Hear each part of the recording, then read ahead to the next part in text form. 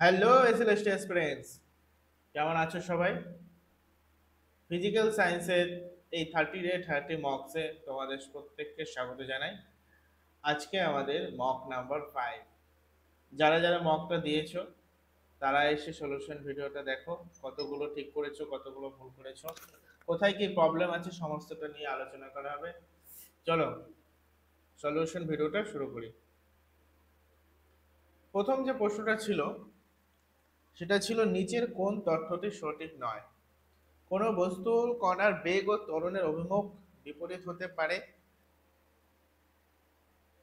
সঠিক নয় বলেছে। বোঝা গেল? তাহলে কোনো বস্তু কণার মধ্যে ত্বরণের অভিমুখ কিন্তু বিপরীত হতে পারে। ধরো একটা আহ, কোনো সার্কুলার মোশনে ঘুরছে, সেক্ষেত্রে কিন্তু ত্বরণের অভিমুখ সবসময় পাল্টে যেতে থাকে। 2 নাম্বার, কোনো বস্তুর ত্বরণ স্থির থাকলেও তার গতিবেগের অভিমুখ পরিবর্তন হতে পারে, অবশ্যই হতে পারে।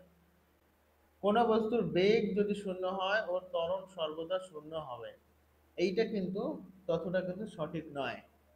মানে ধরো, যখন কি না ধরো একটা বস্তুকে তুমি উপর দিকে ছুড়ে দিলে, তো যে মুহূর্তেটি গিয়ে ও সর্বোচ্চ সীমায় পৌঁছালো, সেক্ষেত্রে কিন্তু তার ভেলোসিটি 0, বাট সেখানে কিন্তু একটা ত্বরণ আছে কি, mg, অর্থাৎ জি একটা ত্বরণ কিন্তু সেক্ষেত্রে সবসময়ের জন্য কাজ করছে।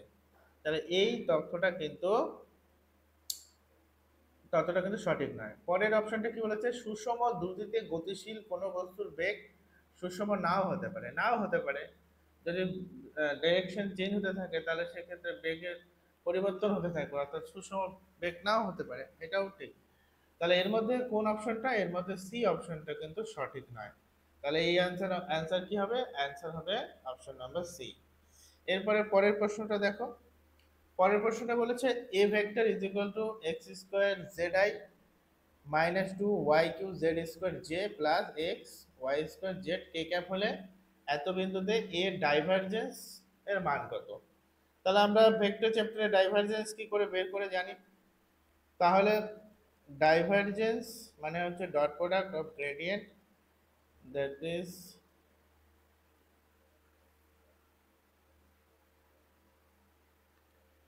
হ্যাঁ divergence of a vector. So কি লিখবো আমরা? ধরো ডট প্রোডাক্ট যদি করি একবারে, তাহলে del del X of I এর যে কম্পোনেন্ট আছে সেটা হবে X square Z plus del del Y. Direct করেছি কিন্তু এক লাইন স্কিপ করেছি আই ক্যাপ। তো সেক্ষেত্রে কত হবে? Minus Y two Y Q Z square plus del del of del Z X Y square Z. বোঝা গেল? এখানে del del X I cap, তাহলে আই আই হয়ে গেল 1। বোঝা গেছে? তাহলে এক্ষেত্রে এবার যদি এক্স এর সাপেক্ষে আমি ডেরিভেটিভ করি, তাহলে কি দাঁড়াবে? তাহলে 2xz দাঁড়াবে। ওয়াই এর সাপেক্ষে ডেরিভেটিভ করলে কত দাঁড়াবে? 2 2 2 3 6, 3 6 Y square Z square plus Z X Y square. এবার ভ্যালু পুট করো। এক্স এর ভ্যালু কত? 1, ওয়াই এর ভ্যালু -1 আর জেড এর ভ্যালু 1। তাহলে 2 × 1 × 1 -6 × y, that is -1 এর স্কোয়ার ইন্টু জেড 1 তার স্কোয়ার প্লাস এক্স 1 ইন্টু -1 তার স্কোয়ার। তাহলে সেটা দাঁড়ালো, সেটা হচ্ছে 2 মাইনাস 1 এর স্কোয়ার করলে -1 এর স্কোয়ার করলে কত হয়? 1 হয়। তাহলে -6 আর হচ্ছে +1, তাই তো? তাহলে 2 -6 +1, তাহলে 3 -6 দ্যাট ইজ -3। তাহলে -3 হচ্ছে গিয়ে রাইট অ্যান্সার। বোঝা গেছে? পরের প্রবলেমটা কি ছিল? বলেছে A cross B is equal to B cross A হলে এ বি এর মধ্যবর্তী কোণের মান কত? আচ্ছা,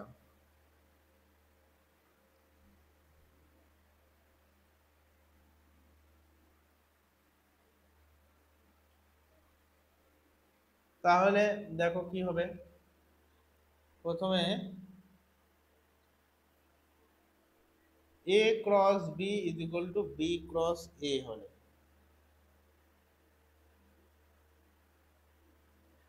তাহলে এক তো এটা হতে পারে। আচ্ছা, যদি এ ক্রস বি, তাহলে প্রথমত A vector cross B vector যদি আমি পাই, তারপরে ক্রস ভেক্টর করি, ক্রস প্রোডাক্ট করি, তাহলে যেটা রেজাল্ট পাবো সেটা কি পাবো, একটা অপোজিট একটা ভেক্টর পাবো, সি ভেক্টর। এবং যদি বি ক্রস এ করি তাহলে কিন্তু একই ভেক্টর পাবো, অর্থাৎ সি ভেক্টর। এবার বলেছে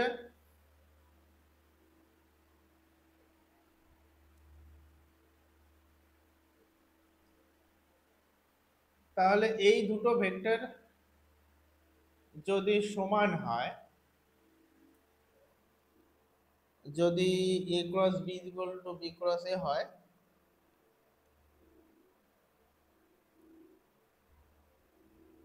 তাহলে কিন্তু A cross B is equal to zero হবে। এর মানে হলো কি, যে দুটি ভেক্টর এ এবং বি এরা কিন্তু অপরের সমান্তরাল।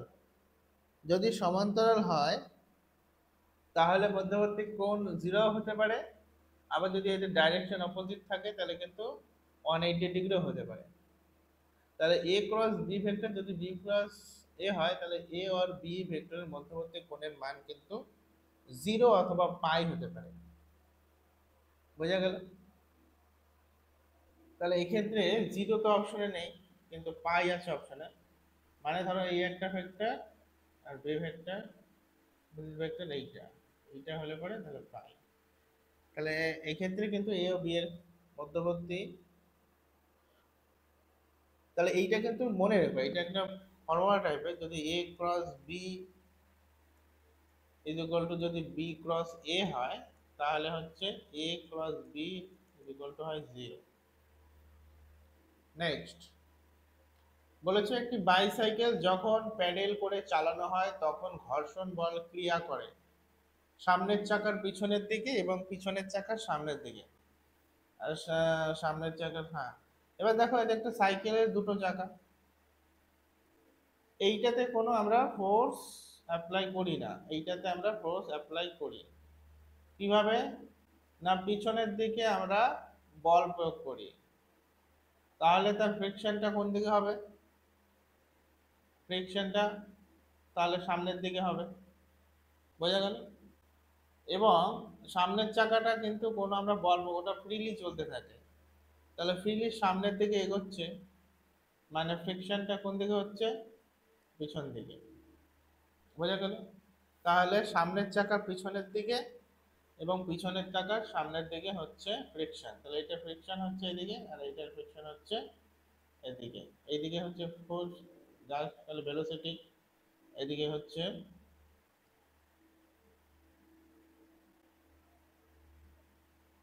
হ্যাঁ, এদিকে আমি ফোর্স অ্যাপ্লাই করছি, আর এদিকে আমি হচ্ছে ফ্রিকশন। এইদিকে আমার ফোর্স যাচ্ছে, এদিকে আমার ফ্রিকশন। বুঝতে পারলাম? পরের প্রশ্নটা দেখো, পৃথিবীর গড় ঘনত্ব জি এর উপর নির্ভর করে না, জি এর সমানুপাতিক, জি এর জটিল অপেক্ষক, জি এর ব্যস্তানুপাতিক। তাহলে এই যে পৃথিবীর গড় ঘনত্ব, তাহলে পৃথিবীর ঘনত্বের সঙ্গে যে অভিকর্ষ ত্বরণের যে সম্পর্ক সেইটা আগে জানতে হবে। তাহলে পৃথিবীর ঘনত্বের সঙ্গে অভিকর্ষ ত্বরণের সম্পর্ক কি? G is equal to 4/3 pi G rho into R. তাহলে এখানে দেখো রো এর সঙ্গে কি আছে? রো এর সঙ্গে সমানুপাতিক আছে, রো এর সঙ্গে জি কি আছে? সমানুপাতিক। তাহলে অপশন কোনটা? সি। পরের পরের কোশ্চেনটা দেখো কি আছে। বলেছে একটি জল ভর্তি একটি পাত্রের পার্শ্ব তলে একটি ছিদ্র আছে। আচ্ছা, জলের মুক্ত তল থেকে ছিদ্রটি এত মিটার নিচে হলে ওই ছিদ্র দিয়ে নির্গমন বেগ কত হবে? তাহলে আমাকে নির্গমন বেগ বের করতে হবে। নির্গমন বেগ কত হবে? ধরো এই একটা জলপূর্ণ পাত্র আছে, মুক্ত তল মানে এইটা, তাহলে তার থেকে এত মিটার নিচে।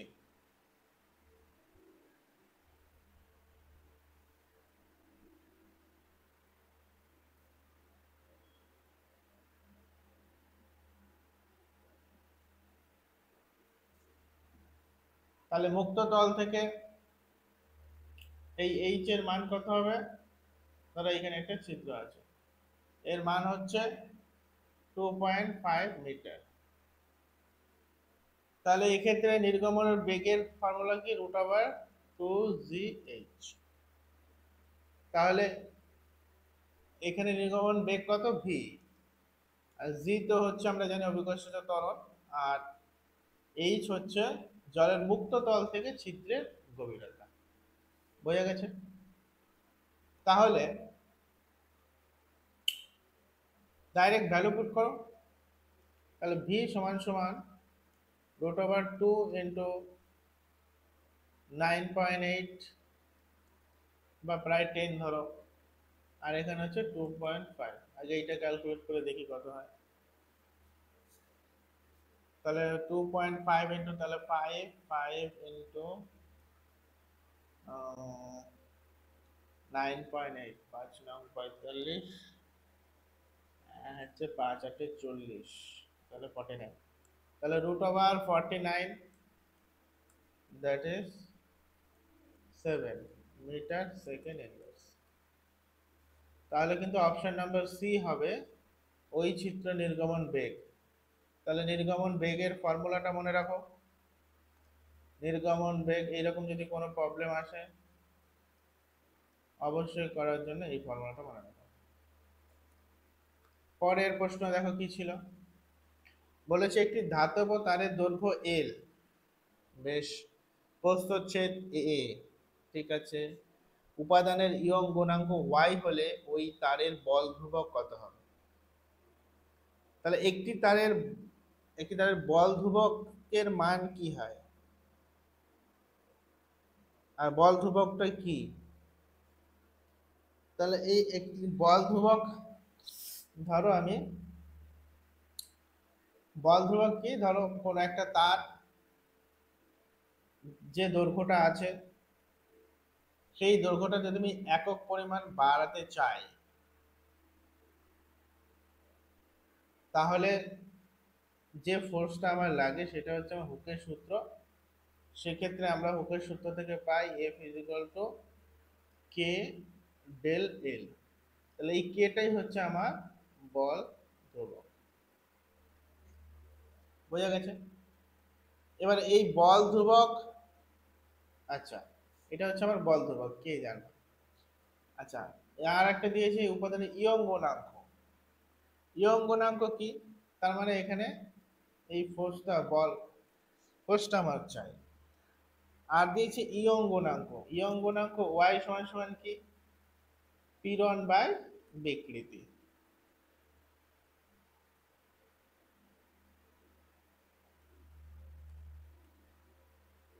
তাহলে পীড়ন সমান সমান কি? এইটাকে যদি লেখো, পীড়ন সমান সমান হচ্ছে প্রযুক্ত বল বাই ক্ষেত্রফল, মানে এফ বাই এ। বিকৃতি সমান সমান কি? ডেল এল বাই, অর্থাৎ দৈর্ঘ্যের বৃদ্ধি বাই আগের যে দৈর্ঘ্যটা ছিল সেইটা। তাহলে যদি আমরা এখান থেকে করি তাহলে কি পাবো? F L by A, A del L. বোঝা গেল? ওয়াই গুণাঙ্ক F L by A del L. এইবার এই ওয়াই গুণাঙ্ক থেকে যদি আমি এফ এর মানটা, অর্থাৎ যে বল যে প্রযোজ্য হচ্ছে তারটাকে বাড়ানোর জন্য দৈর্ঘ্য, তাহলে সেই বলের মান এফ যদি আমি দেখি এখানে কি হবে? এফ তাহলে Y into A into del L by হচ্ছে এল। বুঝা গেল? এইবার যদি আমরা এইটার সঙ্গে ম্যাচ করি, তাহলে এখানে ডেল এল তো ফিক্সড, তাহলে এই বল ধ্রুবকের মান কি দাঁড়ালো? Y A by L, Y A A by L, অর্থাৎ আমরা বলতে পারি কে সমান সমান ওয়াই এ বাই এল। তাহলে অপশন নাম্বার কোনটা? Option number A. বোঝা গেছে? পরের প্রশ্নটা দেখো। পরের প্রশ্নটা বলছে যে এল দৈর্ঘ্য এবং আর ব্যাসার্ধের একটি কৌশিক নলের মধ্য দিয়ে জল প্রবাহের হার ভি হলে 2l দৈর্ঘ্য এবং 2r ব্যাসার্ধের অপর একটি কৌশিক নলের দুই প্রান্তে একই চাপে পার্থক্য সৃষ্টি করলে জল প্রবাহের হার কত হবে? তাহলে এইখানে আমাদের যেটা ইউজ করতে হবে সেটা হচ্ছে, আমরা পোয়াজুলির সূত্র অনুসারে কি জানি না, কৌশিক নলের মধ্যে দিয়ে তরল প্রবাহের হার অর্থাৎ ভি তার ব্যাসার্ধের চতুর্থ ঘাতের সমানুপাতিক এবং দৈর্ঘ্যের ব্যস্তানুপাতিক হয়। তাহলে V proportional to R to the power 4 by হচ্ছে তোমার এল। এটা আমরা জানি পোয়াজুলির সূত্র অনুসারে। তাহলে প্রথম ক্ষেত্রে কি ছিল? দৈর্ঘ্য ছিল এল, এল এর ভ্যালু এল, এবং আর ছিল ব্যাসার্ধ ছিল আর। তাহলে সেক্ষেত্রে জল প্রবাহের ভ্যালু কত হবে? ভি সমান সমান আর টু দি পাওয়ার 4 বাই এল। প্রথম ক্ষেত্রে এইটা হল। দ্বিতীয় ক্ষেত্রে ধরো এটা ফার্স্ট কেস। সেকেন্ড কেসের ক্ষেত্রে কি হবে? সেকেন্ড কেসের ক্ষেত্রে যেটা হবে, বি প্রপোর্শনাল টু কি হয়ে যাবে? এর হচ্ছে দৈর্ঘ্য হচ্ছে 12 হয়েছে, তাহলে 2 আর হচ্ছে ব্যাসার্ধ 2r হয়েছে, তাহলে 2r তার টু দি পাওয়ার 4 বাই 12 হবে, তাই তো? তাহলে ভি প্রপোর্শনাল টু কত দাঁড়াবে? 4r two the power 4, sorry এটা হবে 16 আর টু দি পাওয়ার 4 বাই 12। তাহলে এখানে যদি কেটে দিই তাহলে ভি প্রপোর্শনাল টু কি দাঁড়াবে? V proportional to 8 R to the power 4 by L. তাহলে R to the power 4 by এল সমান সমান আমি কি লিখতে পারি? তাহলে ভি সমান সমান, ধরো এটা ভি1 ধরলাম, এটা ভি2 ধরলাম, তাহলে ভি2 সমান সমান আমরা কি ধরি? 8v1 বা 8v, তাহলে এখানে 8v। তাহলে option number C here is the right answer. পরের কোশ্চেনটা দেখো। পরের কোশ্চেনটা বলছে যদি অক্সিজেনকে আদর্শ গ্যাস হিসেবে ধরা হলে 16 গ্রাম অক্সিজেনের অবস্থা সমীকরণ। তাহলে আদর্শ গ্যাসের একটা সমীকরণ কি হয়? PV is equal to n R T. PV is equal to n R T, n R T. তাহলে এখানে এন কি? এন হলো তোমার মোল সংখ্যা। এবার আমি যদি গ্রাম জানি এবং অক্সিজেনের আণবিক ভর যদি আমি জানি, তাহলে সেখান থেকে আমি মোল সংখ্যা বের করতে পারবো। তাহলে এন সমান মোল সংখ্যা সমান সমান কি জানি আমি? পুরো ভর বাই হচ্ছে আণবিক ভর। কার? এখানে অক্সিজেনের আণবিক ভর। তাহলে ভর এখানে দেওয়া আছে 16 গ্রাম, আর অক্সিজেনের ক্ষেত্রে আণবিক ভর হয় 32। তাহলে এন এর ভ্যালু কত হবে? হাফ, তাই তো? তাহলে পিভি সমান সমান এখানে কি লেখা যায়? হাফ আর টি। অপশন নাম্বার কত? অপশন নাম্বার এ হচ্ছে পিভি সমান সমান হাফ আর টি। বোঝা গেছে? একদম সহজ সহজ প্রবলেম কিন্তু এই সেটটাতে দেওয়া, এবং এই সেটগুলো কিন্তু খুব স্ট্যান্ডার্ড বই থেকেই কিন্তু তোমাদের করানো। তো সেহেতু কোশ্চেনগুলো কিন্তু খুবই সুন্দর। পরের প্রশ্নটা দেখো। বলেছে একটি তামার পাতের একটি বৃত্তাকার ছিদ্র আছে। ধরো এই একটা তামার পাত, এইবার এর একটা বৃত্তাকার ছিদ্র আছে। পাত্রটি উত্তপ্ত করলে ছিদ্রটির ব্যাসার্ধ, মানে এই ব্যাসার্ধটা কি করবে, বাড়বে কমবে একই থাকবে, বাড়তেও পারে কমতেও পারে। তাহলে প্রথমে ধরো আমি মনে করলাম যে আমার কোনো ছিদ্র নেই, তাহলে এই ক্ষেত্রে যদি আমি তাপ দেই তাহলে ওর এক্সটেনশন কোন দিকে হবে, তাহলে প্রসারিত হবে তার এন্ড বরাবর বাড়বে। তাহলে হিটের ফলে যে আয়তন প্রসারণটা হচ্ছে সেটা কিন্তু বাইরের দিকে হচ্ছে। এবার যদি এখানে যদি ছিদ্র থেকেও থাকে তবে কিন্তু বাইরের দিকেই হবে, এবং এই প্রসারণটা যখন বাইরের দিকে হতে থাকবে তাহলে কিন্তু ছিদ্রটির ব্যাসার্ধ কিন্তু বাড়বে। বোঝা গেল? তাহলে এই ছিদ্রর কিন্তু ব্যাসার্ধ কিন্তু বাড়তে থাকবে। পরের প্রশ্নটা দেখো কি আছে। পরের প্রশ্নটা বলছে কোনো গোলীয় দর্পণকে বায়ু থেকে নিয়ে জলের মধ্যে ডোবালে দর্পণটির ফোকাস দৈর্ঘ্য। তাহলে দর্পণের ফোকাস দৈর্ঘ্যের ফর্মুলা কি? ও গোলীয় দর্পণ বলেছে, গোলীয় দর্পণ। আহ, এবার তাহলে গোলীয় দর্পণ সেটা অবতল হতে পারে উত্তল হতে পারে, তার ফোকাস দৈর্ঘ্য এফ সমান সমান আমরা কি জানি, r/2। তো আর কি, আর হচ্ছে বক্রতা ব্যাসার্ধ।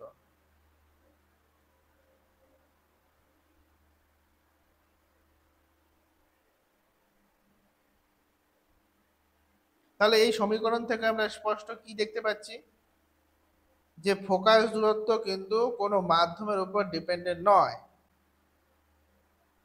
মাধ্যমের উপর ডিপেন্ডেন্ট নয় মানে কোনো রিফ্লেকটিভ ইন্ডেক্সের উপর কিন্তু ডিপেন্ডেন্ট নয়। তাহলে এটাকে আমি বায়ুতে রাখি কিংবা জলের মধ্যে রাখি, তাহলে কিন্তু সেক্ষেত্রে বক্রতা ব্যাসার্ধের কিন্তু কোনো রকম পরিবর্তন হয় না। তাহলে কিন্তু বক্রতা ব্যাসার্ধ যদি আনচেঞ্জ থাকে, যদি আর এর ভ্যালু আনচেঞ্জ থাকে তাহলে এফ এর ভ্যালু আনচেঞ্জ থাকবে। বোঝা গেল? তাহলে এই ক্ষেত্রে অপশন কোনটা হবে, একই থাকবে। পরের প্রশ্ন দেখো।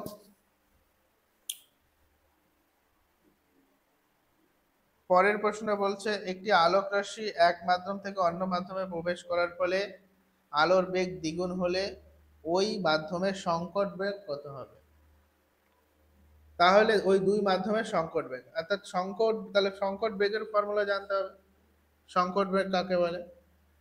তাহলে আমরা সংকট বেগ জানি সাইন সি সমান সমান n2/n1, অর্থাৎ দুটো মাধ্যমের রিফ্লেকটিভ ইন্ডেক্সের রেশিও। এবার রিফ্লেকটিভ ইন্ডেক্স কি করে বের করব, n সমান সমান c/v, অর্থাৎ শূন্য মাধ্যমে আলোর গতিবেগ বাই ওই মাধ্যমে আলোর গতিবেগ। তাহলে প্রবেশ করে আলোর বেগ দ্বিগুণ হয়। তাহলে ধরো n1 এ ছিল c/v, ধরো এটা c/v1, তাহলে n2 তে হচ্ছে ভেলোসিটি কি হচ্ছে, দ্বিগুণ হয়েছে। কার না প্রথমটার, অর্থাৎ c/v2 = 2v1। এবার যদি আমরা n2/v2 করি, n2/n1 করি, তাহলে c/2v1 বাই হচ্ছে c/v1। তাহলে এটা উপরে কেটে গেল, v1 v1 কেটে যাবে, c c কেটে থাকবে, পড়ে থাকবে হাফ। তাহলে n2/n1 এর রেশিও কত, হাফ। তাহলে সাইন সি সমান সমান আমরা পাবো হাফ। তাহলে সাইন সি সমান সমান সাইন কত ডিগ্রির মান, হাফ, 30 ডিগ্রির মান হাফ। তাহলে সি সমান সমান অর্থাৎ সংকট কোণের মান কিন্তু 30 ডিগ্রি। পরের প্রবলেমটা দেখো।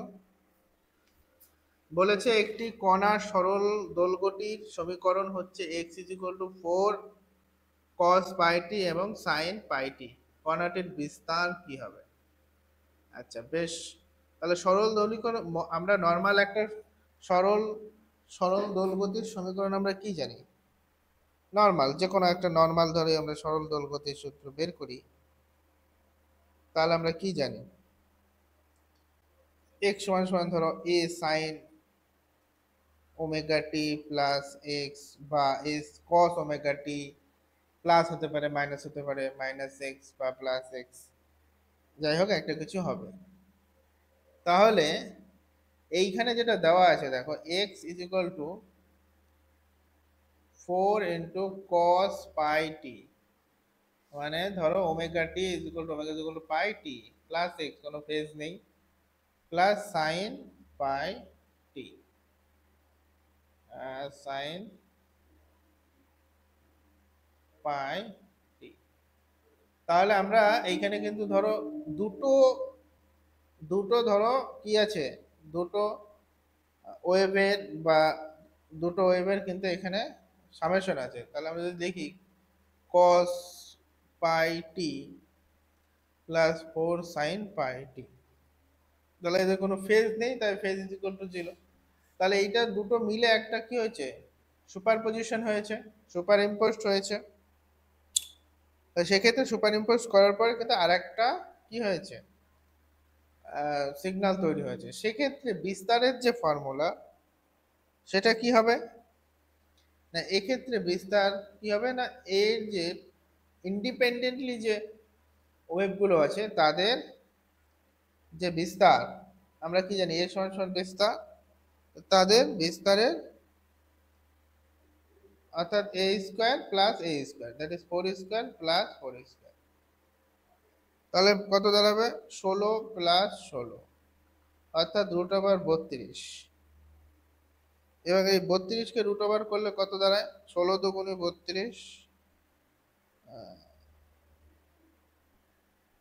32কে করো দেখি কত, 2 16 2 8 2 4 2 2, তাহলে 2 2 যা 4, তাহলে 4√2, তাহলে 4√2 হলো তোমার অ্যান্সার। তাহলে এক্ষেত্রে দেখো এখানে কিন্তু দুটো ওয়েভ আছে এবং তাদের সুপার ইম্পোজ আছে, যার ফলে একটা নতুন হয়েছে। এবং এই সুপার ইম্পোজ কোনো সিগন্যাল যদি থাকে তার যে বিস্তার বা অ্যামপ্লিচিউড বের করার যেটা ফর্মুলা সেটা কিন্তু এইটা, অর্থাৎ ইন্ডিপেন্ডেন্টলি যে তাদের স্কোয়ার রুট। বোঝা গেল? পরের প্রশ্নটা দেখো। আচ্ছা, যারা যারা নতুন আজকে ক্লাসে এসছো তাদেরকে বলে রাখি, তোমরা আগেও আমাদের অনেকগুলো সিরিজ চলেছে, তোমরা প্রত্যেকটা ইউটিউবে গিয়ে চ্যানেলে গিয়ে এক্সপ্লোর করো কোন কোন টপিকের উপর ভিডিও রয়েছে। আর এই 30 ডে 30 মক্সে তোমরা সবাই এসো, তাতে তোমাদেরই সুবিধা হবে। এরপরে আরও যেটা বলার সেটা হচ্ছে, এই সমস্ত পিডিএফগুলো লিঙ্কগুলো তোমরা আমাদের ইনস্টাগ্রাম চ্যানেলে তোমরা পাবে, এবং আমাদের হোয়াটসঅ্যাপ চ্যানেল আছে, সেখানেও তোমরা যুক্ত হতে পারো।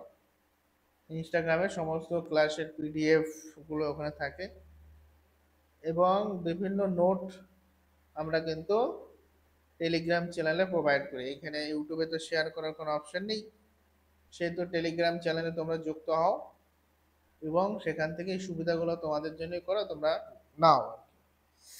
আচ্ছা, আর ক্লাসগুলো রেগুলার করো, যদি ভালো লাগে কমেন্ট করো দাদা কেমন লাগছে। আর বন্ধু বান্ধব আরও থাকলে তাদের মধ্যে শেয়ার করো, যেখানে বুঝতে পারছো না সেখানে কমেন্ট করো, কোনো রকম কোনো অসুবিধা থাকলে, কোনো কোয়ারি থাকলে, কোনো অভিযোগ থাকলে তোমরা কমেন্ট করো, ঠিক আছে? আর চলো আবার দেখি পরের প্রশ্নটা কি ছিল। পরের প্রশ্নটা ছিল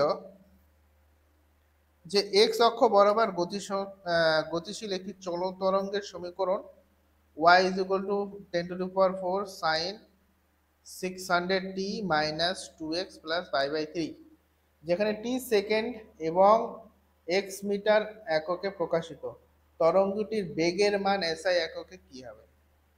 আচ্ছা, বেশ ভালো কথা। তাহলে আমাকে এই প্রশ্নটা জানতে গেলে কি জানতে হবে? এই প্রশ্নটা করতে গেলে আমাকে যেটা জানতে হবে, আমরা একটা যদি চলো তরঙ্গের সমীকরণটা আমাদের কি হয় সেটা আমাদেরকে জানা কিন্তু দরকার, যে সেটা দেখতে কিরকম হয়।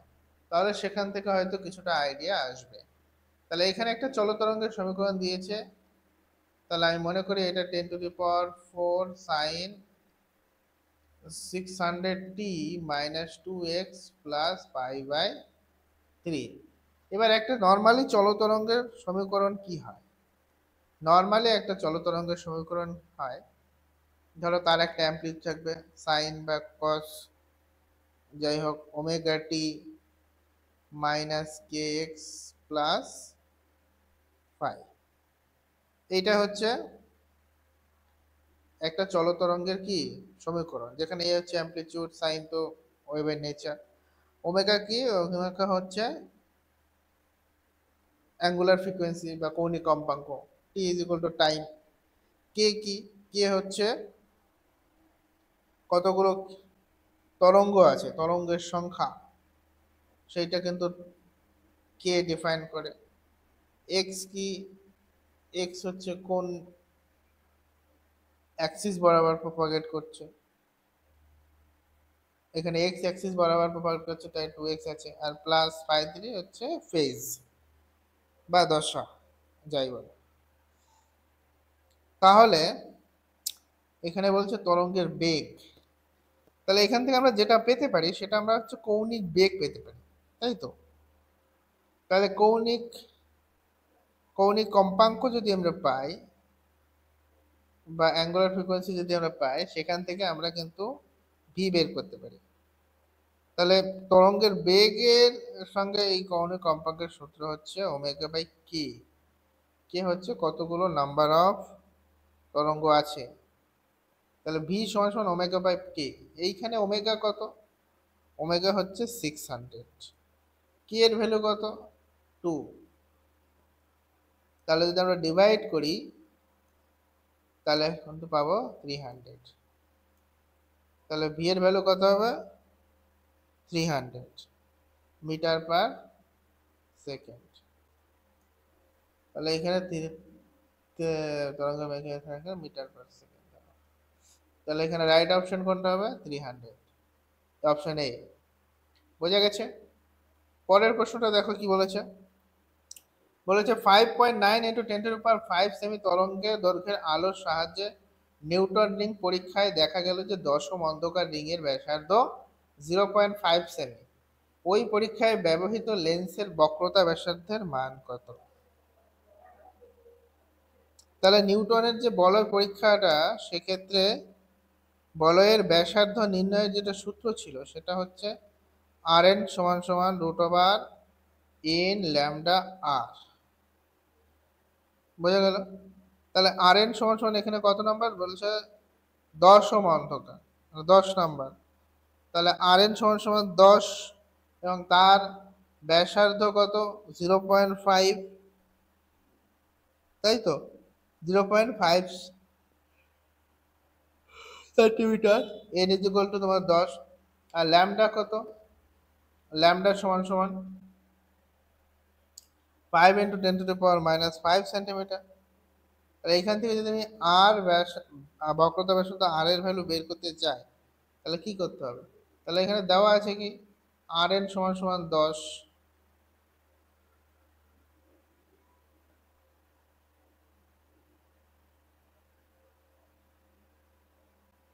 তাহলে Rn = এখানে দশম যে রিংটা আছে, Rn = দশম যে রিংটা আছে তার হচ্ছে কি আছে এখানে ব্যাসার্ধ 0.5। তাহলে Rn = এখানে 0.5 সেন্টিমিটার। বোঝা গেল? আর n = হচ্ছে 10, ল্যামডা = হচ্ছে 5.9 × 10⁻⁻5 সেমি। তাহলে এখান থেকে যদি আমি আর বের করি, তাহলে এখানে রুট আছে, অপর দিকে চলে গেলে r n² হয়ে গেল, বাই হচ্ছে তোমার n ল্যামডা। তাহলে r = পরে হলো কি Rn²। Rn এর মান কত? 0.5 তার স্কোয়ার বাই হচ্ছে তোমার 10 ইন্টু ল্যামডা হচ্ছে 5.9 into 10 to the power minus 5, 5.9 into 10 to the power minus 5। তাহলে উপরটা কত হবে 0.25, নিচেটা কত হবে 5.9 into 8 again 10 to the power 1, তাহলে 10 to the power minus 4, 5.9 into 10 to the power minus 4। আর এইটা যদি ক্যালকুলেট করি তাহলে যেটা দাঁড়াবে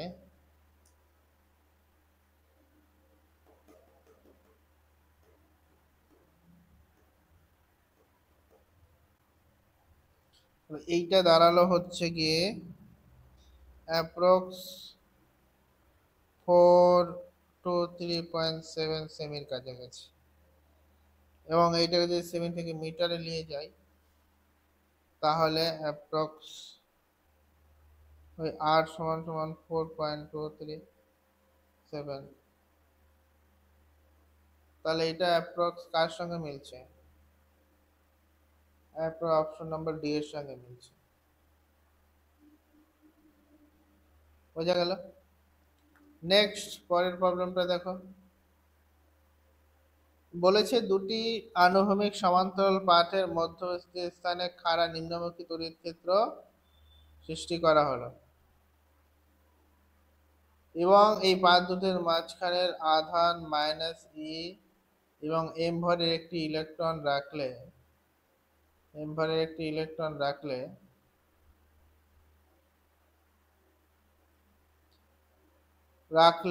তা স্থির অবস্থায় থাকে এবং বা সমবেগে চলতে থাকে। ই এর মান কত?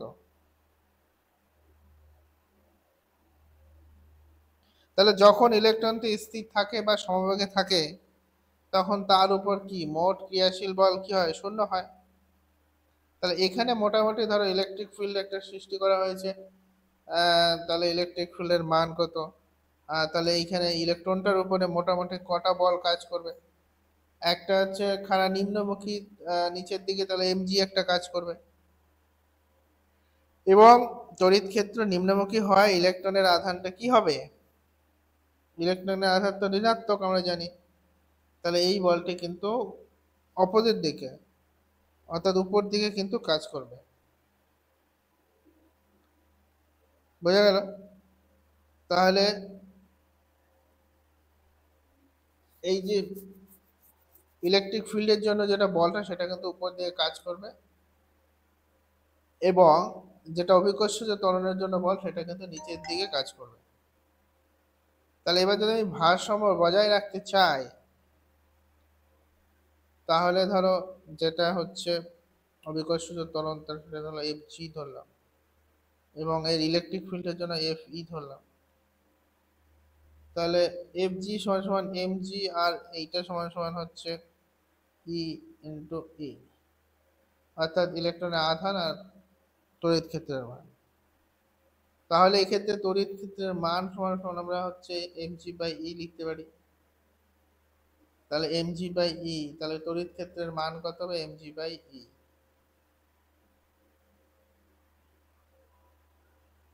বোঝা গেছে? তাহলে এখানে option number 4 is the right answer. এইবার পরের প্রশ্নটা দেখো কি বলছে। দেখো পরের প্রশ্নটা কিন্তু খুব ইন্টারেস্টিং। এরকম যদি একটা সার্কিট তোমাদের দিয়ে দেয় এবং এর মধ্যে যদি ওভারঅল রেজিস্ট্যান্স তোমাদের বের করতে পারে তাহলে কিন্তু খুব সুন্দর একটা কোশ্চেন। এবার তোমরা এটা খেয়াল করে দেখো, এটা কিন্তু একটা কি, এইটা কিন্তু একটা হুইস্টন ব্রিজ, যেখানে P by Q R by S এর ভ্যালু কিন্তু সেম। তাহলে পি বাই কিউ যদি আর P by Q equal to R by S যদি হয় তাহলে এই ক্ষেত্রে 10 10 10 তাহলে 1:1।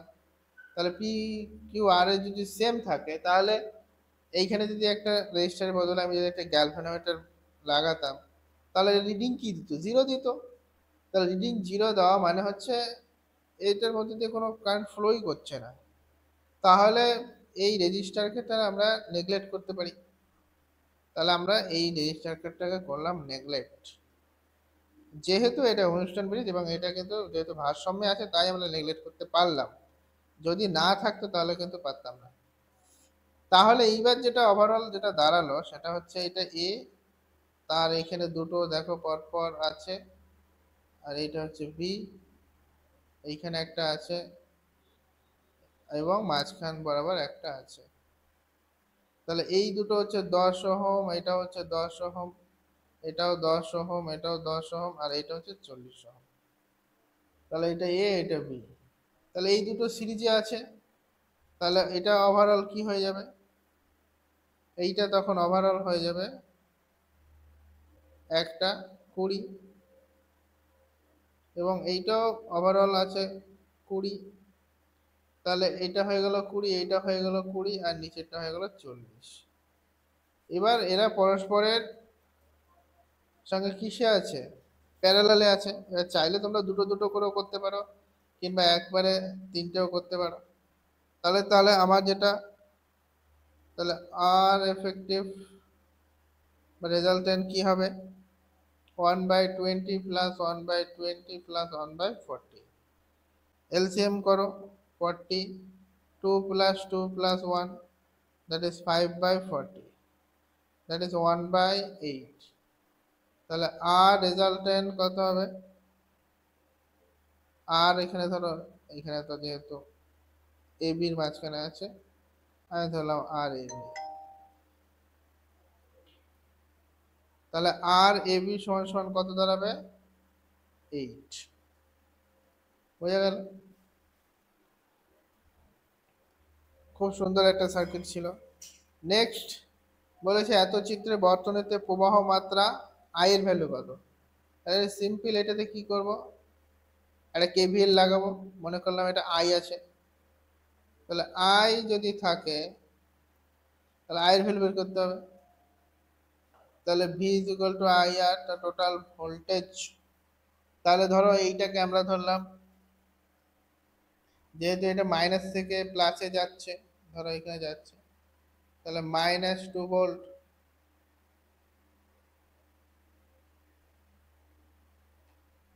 প্লাস 10i, এইটা প্লাস থেকে মাইনাসে যাচ্ছে, তাহলে এটা 5 প্লাস 20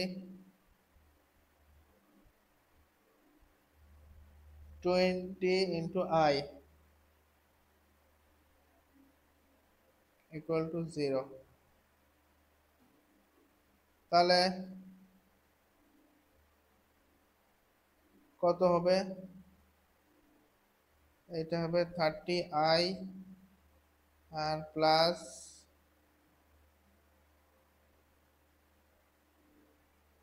কত, ভুল গেল বোধ হয়, ও কনভেনশনে ভুল গেছে। এইটা তো মাইনাস থেকে প্লাস, দ্যাট ইজ প্লাস, এইটা হবে মাইনাস, কনভেনশনে ভুল গেছে। তাহলে এই রেজিস্টার গুলোকে মাইনাস ধরতে হবে। তাহলে এটা হলো 30i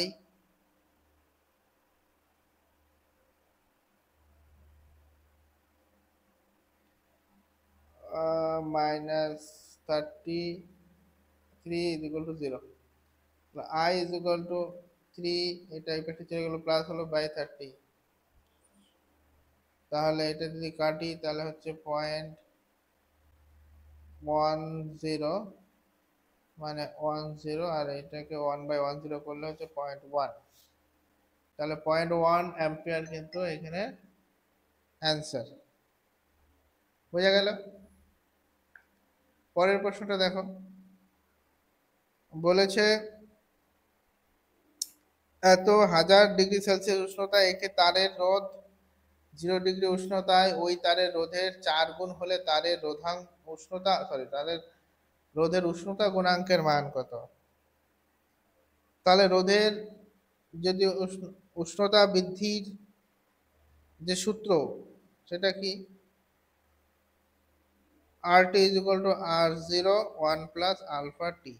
তাহলে এই আলফাটা কি, আলফাটাই হচ্ছে রোধের উষ্ণতা গুণাঙ্ক।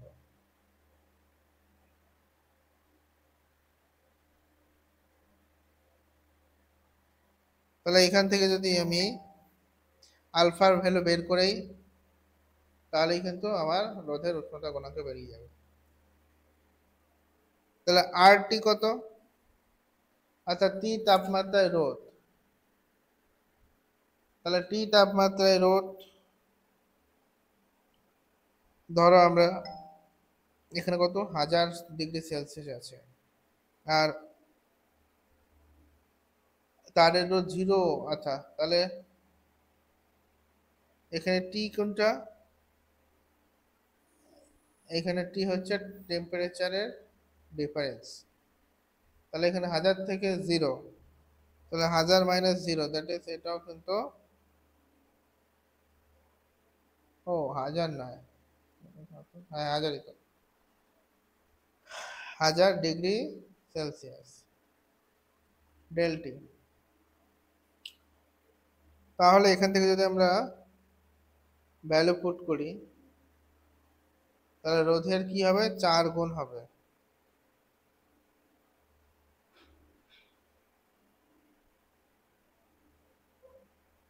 তাহলে 4R0,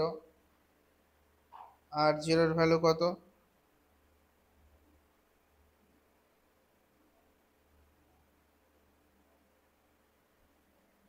4R0 সমান সমান, যেহেতু বলেছে 0 উষ্ণতায় ওই তারের রোধের 4 গুণ হবে, অর্থাৎ 0 উষ্ণতায় যে রোধটা ছিল ধরো R0, তার 4 গুণ হয়েছে RT। তাহলে R0 1 plus alpha into T কত? T is equal to 1000। তাহলে এইখানে R0 R0 কেটে দিলাম, 4 is equal to 1 plus 1000 alpha, alpha সমান সমান কি দাঁড়াবে তাহলে? 4 মাইনাস 3, তাহলে 3/1000। তাহলে এটা করলে পরে 0.1238 তাহলে 003°C। তাহলে এই ক্ষেত্রে অপশন কোনটা হবে? 0.003°C। বলেছে কোন কুণ্ডলীতে তড়িৎচালক বল আবিষ্ট হয় যখন কুণ্ডলীর সঙ্গে জড়িত চৌম্বক ফ্লাক্স কেবলমাত্র হ্রাস পায়, কেবলমাত্র বৃদ্ধি পায়, হ্রাস বৃদ্ধি পায় এবং একই থাকে। আচ্ছা, কোন তড়িৎচালক বল ইএমএফটি কুণ্ডলীতে, তড়িৎচালক বল ইএমএফ, ধরো এটা ইএমএফ বা ভোল্টেজ যদি আমি বলি, চৌম্বক ফ্লাক্স হ্রাস বা বৃদ্ধি পায় ধরো, তাহলে এখানে চৌম্বকটা কি হয়? আপ ডাউন করলে পরেই তবেই কিন্তু এখানে কি হবে? ইএমএফটা তৈরি হবে। এইবার তাহলে এর যে ফ্লাক্স গুলো থাকবে,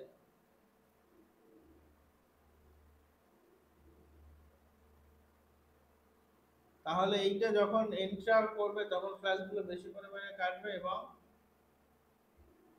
ইএমএফ এ কনভার্ট হবে। যখন বাইরে আসবে তখন একটু কম হবে। তাহলে চৌম্বক ফ্লাক্স কি হবে?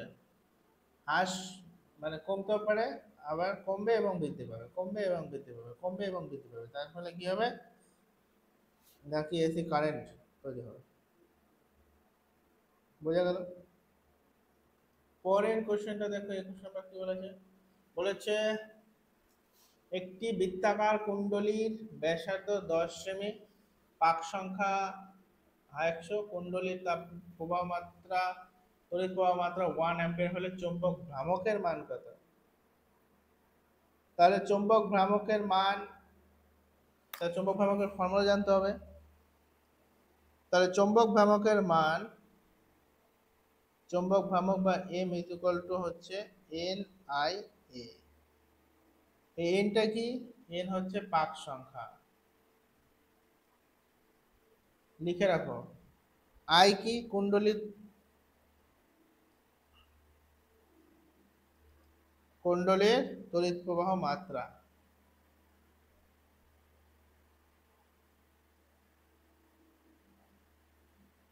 মাত্রা বা কারেন্ট যে কোনো একটা কিছু হলো। আর এ কি, এ সমান সমান হচ্ছে কুণ্ডলীর ক্ষেত্রফল।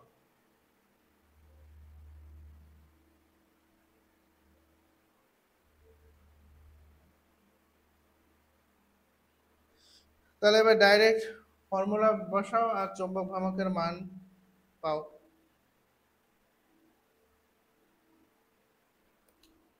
কিন্তু এখানে কি বলেছে, ব্যাসার্ধ, এখানে তো ক্ষেত্রফল তো দেয়নি, দিয়েছে ব্যাসার্ধ। তাহলে কুণ্ডলীর ক্ষেত্রফল কত হবে, পাই আর স্কোয়ার। আর কত দেওয়া আছে, 0.1, তাহলে পাই ইন্টু 0.1 তার স্কোয়ার। এইটা করলে যেটা হবে 0.01 স্কোয়ার করলে ইন্টু পাই। বোঝা গেল? তাহলে এবার যদি আমি এম এর ভ্যালু পুট করি, তাহলে এন সমান সমান হচ্ছে আমার 100টা পাক, আই এর মান 1 এবং এর মান কত, 0.01 পাই। তাহলে এইখানে দেখো 0.0100, তাহলে মাল্টিপ্লাই করলে কত হবে, 1 পাই। 1 পাই এর মান কত, 3.14, তাহলে 3.14 মিটার স্কয়ার। বোঝা গেছে? তাহলে চৌম্বক ভ্রামকের মান কত হবে, 3.14 মিটার স্কয়ার। এবার 22 নম্বর প্রশ্নটা দেখো কি বলেছে।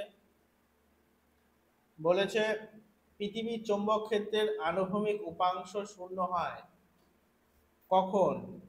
তাহলে নিরক্ষীয় অঞ্চলে, মেরু অঞ্চলে,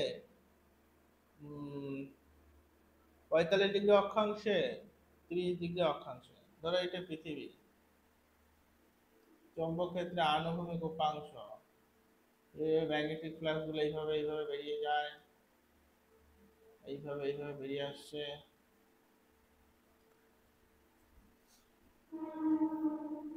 বোঝা গেল? এটা ধরো পৃথিবী এবং এগুলো তার হচ্ছে ফ্লাক্স। তাহলে এই যে চৌম্বক ক্ষেত্রে আনুভূমিক উপাংশটির ফর্মুলা কি হয়, বি এইচ সমান সমান বি কস ডেল্টা। বি কি, বি হচ্ছে পৃথিবীর মোট চৌম্বক ক্ষেত্র, পৃথিবীর মোট চৌম্বক ক্ষেত্র, ঠিক আছে।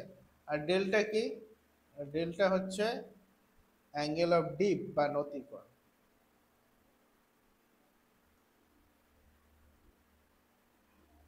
তাহলে দেখো একদম মেরু অঞ্চলে,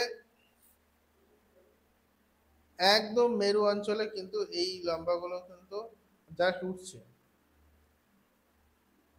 তাহলে সেক্ষেত্রে কিন্তু মেরু অঞ্চলে ধরো এটা উঠছে, তাহলে এই ক্ষেত্রে কিন্তু আমরা বলতে পারি এটা লম্ব, অর্থাৎ 90 ডিগ্রি কোণ করে আছে। তাহলে যদি বিএইচ সমান সমান বি কস 90 ডিগ্রি হয়, তাহলে 90 ডিগ্রি কত, 0, তাহলে বিএইচ সমান সমান 0 হবে। তাহলে একমাত্র মেরু অঞ্চলেই কিন্তু এইটা সম্ভব, বিএইচ অর্থাৎ আনুভূমিক উপাংশ কিন্তু মেরু অঞ্চলেই সম্ভব, বাদ বাকি অন্য জায়গায় কিন্তু লম্ব নয়। সেক্ষেত্রে বি কস 90 ডিগ্রি ছাড়া অন্য যে কোনো ডিগ্রি অ্যাঙ্গেল হবে, সেক্ষেত্রে কিন্তু একটা ভ্যালু থাকবে। তাহলে একমাত্র মেরু অঞ্চলে আমরা মনে করি এটা একটা লম্ব আছে, তাই মেরু অঞ্চলে আনুভূমিক উপাংশ কিন্তু শূন্য হয়। বোঝা গেছে? পরের কোশ্চেনটা দেখো কি বলেছে। বলেছে 0.6 কার্য অপেক্ষক বিশিষ্ট একটি ধাতব প্লেটে 2 ইলেকট্রন ভোল্ট শক্তির ফোটন আপতিত হলে আলোক তড়িৎ ক্রিয়ার ফলে ফোটো ইলেকট্রন নির্গত হয়, এক্ষেত্রে নিবৃত্তি বিভবের মান কত?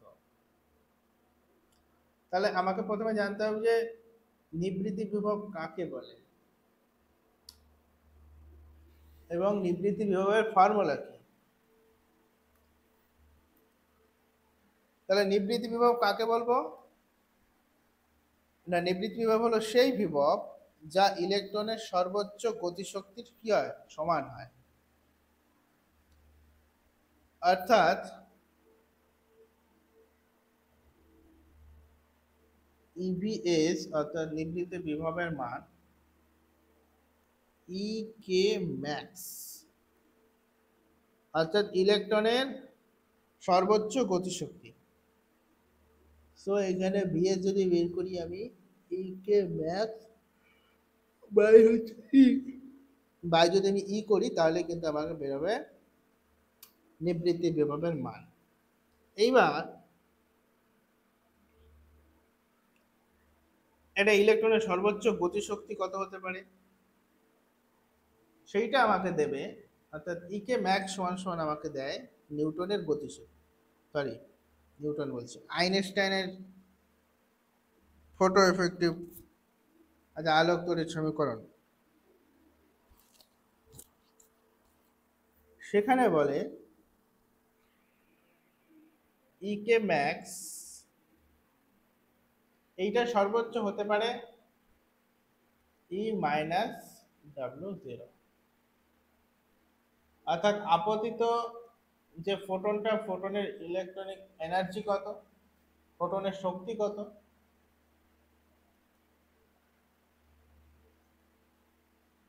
বাই হচ্ছে আপেক্ষিক কার্য।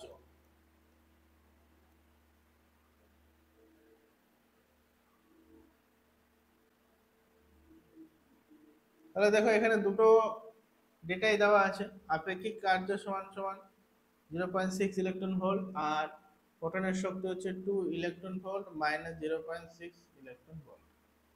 তাহলে এটা যদি মাইনাস করি তাহলে আমার কত দাঁড়াবে 1.4 ইলেকট্রন ভোল্ট।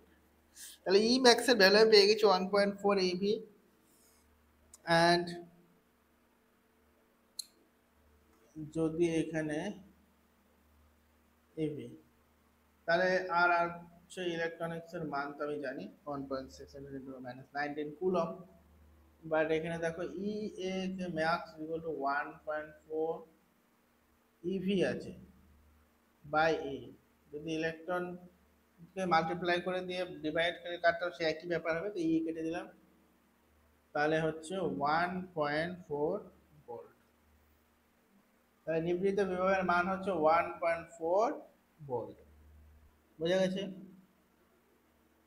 পরের প্রশ্নটা দেখো, বলেছে হাইড্রোজেন পরমাণুর ভূমিস্তরে থাকা একটি ইলেকট্রনকে অপসারিত করতে এত শক্তির প্রয়োজন, অর্থাৎ গ্রাউন্ড স্টেটের কত এনার্জি সেটা বলে দিয়েছে 13.6 হলে Li+2 আয়নের অর্থাৎ যেখানে Z=3 ভূমিস্তরে থাকা ইলেকট্রনকে অপসারিত করতে প্রয়োজনীয় শক্তি কত হবে। ভাবো একটু অঙ্কটা কি করে করা যেতে পারে।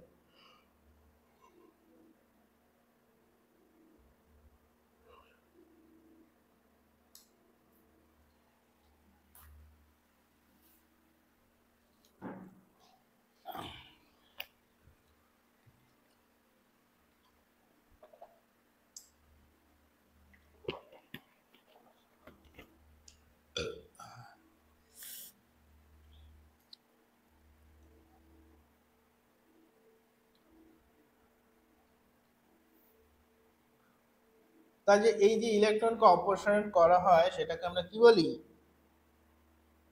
আয়োনাইজেশন, এবং আয়োনাইজেশনের জন্য যে এনার্জিটা দরকার হয় সেটাকে বলা আমরা আয়োনাইজেশন এনার্জি বা আয়োনাইজেশন শক্তি। তাহলে এই আয়োনাইজেশন শক্তির মান কত হয়, যদি আমরা হাইড্রোজেনের ক্ষেত্রে দেখি, হাইড্রোজেনের গ্রাউন্ড স্টেট বলেছে 1.36, তাহলে এই আয়োনাইজেশনের শক্তির মান হচ্ছে E = 113.6 ইন্টু Z²। তাহলে হাইড্রোজেনের ক্ষেত্রে কত, Z = 1 তাহলে 13.6, এবং তাহলে ওর একটাই কক্ষপথ একটাই থাকে, সেটা তাহলে আয়োনাইজেশন করতে এত শক্তির প্রয়োজন হয়। কিন্তু Li+2 তার Z এর ভ্যালু কত 3,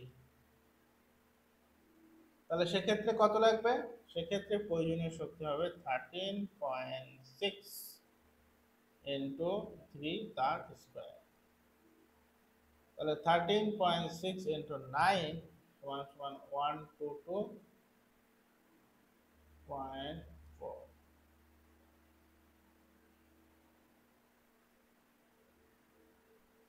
তাহলে অপশন নাম্বার 4 হলো তোমার রাইট অ্যান্সার। পরের প্রশ্ন দেখো 25 নাম্বার বলেছে 5700 অ্যাংস্ট্রম তরঙ্গ দৈর্ঘ্যের ফোটনের শক্তি কত? তাহলে ফোটনের শক্তি কিভাবে বের করে? ফোটনের শক্তি ই সমান সমান HC by lambda, HC by lambda. H কি প্লাঙ্ক কনস্ট্যান্ট, ই কি ইসি বাই এইচসি, সি সমান সমান হচ্ছে লাইটের ভেলোসিটি, আর ল্যামডা হচ্ছে এখানে তরঙ্গ দৈর্ঘ্য। বোঝা গেল?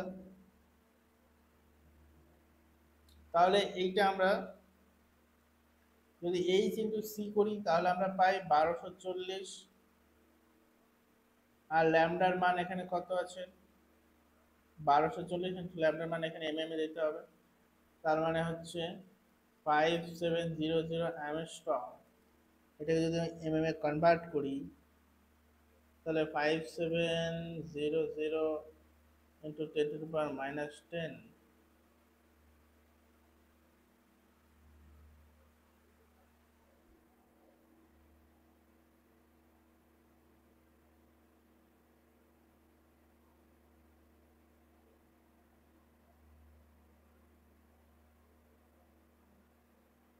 ফাইভ সেভেন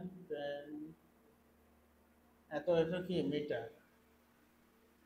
সো এইটাকে যদি আমরা বসাই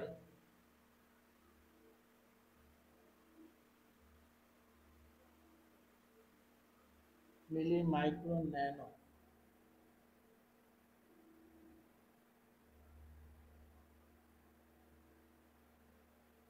ইলেকট্রন ভোল্ট এখানে ন্যানোমিটারে করতে হবে।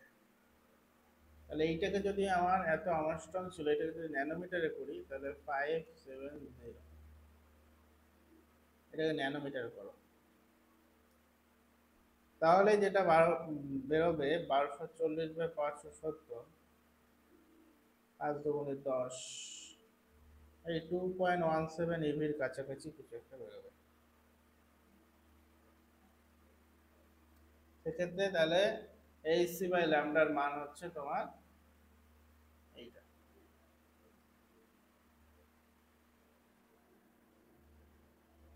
ঠিক আছে?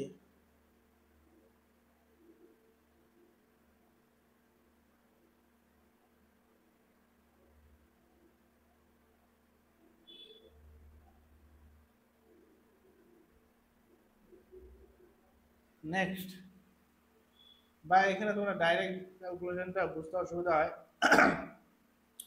তাহলে এইচ এর ভ্যালু বসাও 6.626 into 10 to the power -34 joule into second।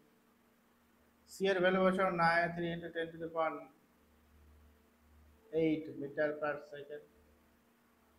তাহলে এই দুটো যদি তোমরা ক্যালকুলেট করো তাহলে এটাই তোমরা পাবে। সেক্ষেত্রে পরে গিয়ে তোমরা মিটারকে ন্যানোমিটার স্কেলে কনভার্ট করে নেবে, তাহলে কিন্তু সেমই হবে। পরের কোশ্চেনটা দেখো, বলছে জেনারেল ডায়োডকে ব্যবহার করে, আমরা জেনারেল ডায়োডে কি জানি, আমরা মোস্টলি জেনারেল ডায়োডকে রিভার্স ব্রেকডাউন ভোল্টেজ, সো একমুখী কারক হিসেবে, ভোল্টেজ সুস্থিতি কারক হিসেবে, বিবর্ধক হিসেবে, স্পন্দক হিসেবে। দেখো একটা সময় পরে গিয়ে কি, একটা সময় পরে গিয়ে তার ভোল্টেজ কিন্তু কনস্ট্যান্ট হয়ে যায়। ভোল্টেজ যদি কনস্ট্যান্ট হয়ে যায় তাহলে আমরা সেটাকে ভোল্টেজ সুস্থির কারক হিসেবে ব্যবহার করতে পারবো। বোঝা গেল? নর্মাল ডায়োডকে আমরা একমুখী কারক হিসেবে ব্যবহার করে থাকি, কারণ ফরওয়ার্ড বায়াসে কাজ করে, রিভার্স বায়াসে কাজ করে না। বিবর্ধক কাকে ইউজ করি? অ্যাম্পলিফায়ারকে বিবর্ধক হিসেবে কাজ করি। স্পন্দক কাকে ইউজ করব? স্পন্দক অসিলেটর, অসিলেটরকে অসিলেটর ক্ষেত্রে আমরা অ্যাম্পলিফায়ার বিজেটি দিয়ে আমরা কিন্তু অসিলেটর ব্যবহার করি। তো সেক্ষেত্রে এইখানে কিন্তু আমরা জেনারেল ডায়োডের যেটা পারফেক্ট ব্যবহার সেটা কিন্তু ভোল্টেজকে স্থিতিকারক হিসেবে আমরা এখানে ব্যবহার করব। পরের বলছে একটি অডিও সিগন্যালকে সরাসরি দূরবর্তী স্থানে পাঠানো যায় না কারণ। আচ্ছা, একটা অডিও সিগন্যালের তোমার ফ্রিকোয়েন্সি কত হয়? 20 হার্জ টু 20 কিলো হার্জ। এবার কি হবে, যত কম ফ্রিকোয়েন্সি হবে তত ফ্রিকোয়েন্সি তাকে পাঠানোর জন্য অ্যান্টেনাতে কাজ, মানে অ্যান্টেনাকে রিসিভ করতে গেলে অ্যান্টেনার সাইজটা কিন্তু বাড়াতে হবে। এবার অডিও তার জন্য আমরা কি করি, আমরা মডুলেশন প্রসেস ইউজ করে মেসেজ সিগন্যালটাকে ক্যারিয়ার মাধ্যমে মিক্সিং করে তারপরে কিন্তু পাঠাই, যাতে কি হয় ফ্রিকোয়েন্সিটা বাড়ে এবং সেক্ষেত্রে অ্যান্টেনার সাইজটা কম লাগে। কিন্তু আমরা যদি ডাইরেক্ট অডিও সিগন্যালকে ট্রান্সমিট করতে চাই সেক্ষেত্রে কিন্তু আমাদের অ্যান্টেনার সাইজটা অনেক বড় দরকার, কিন্তু সেটা কিন্তু সম্ভব নয়। আর এই ক্ষেত্রে সবচেয়ে সুইটেবল অ্যান্সার হচ্ছে এক্ষেত্রে সম্প্রচার অ্যান্টেনার আকার স্বাভাবিক বড় হওয়া। এক্ষেত্রে খুব ক্ষুদ্র সম্প্রচার এটা তো একদমই নয়, সিগন্যালটি বিবর্ধক করা যায় না, একদমই তাই। আমরা যদি একদম যদি অডিও পাঠাই তাহলে কিন্তু সেক্ষেত্রে উপর কোনো রকম কাজ করা যাবে না। এবং অডিও সিগন্যালে প্রচুর নয়েজ থাকে, তার জন্য আমরা পাঠানো পারি না, না এটাও ভ্যালিড নয়। এক্ষেত্রে সম্প্রচার অ্যান্টেনার আকার কিন্তু অস্বাভাবিক বড় হওয়া প্রয়োজন হয়। এর জন্য আমরা যাতে অ্যান্টেনার সাইজটাকে রিডিউস করি তার জন্য মডুলেশন ইউজ করে থাকি। বোঝা গেছে? তো মোটামুটি আজকের টেস্টটা শেষ। যদি কোনো কোশ্চেন বুঝতে অসুবিধা থাকে অবশ্যই কমেন্ট করে জানাও। ভালো লাগলে একটা লাইক করো। যদি মনে করো কাউকে হেল্প করব তাহলে কিন্তু অবশ্যই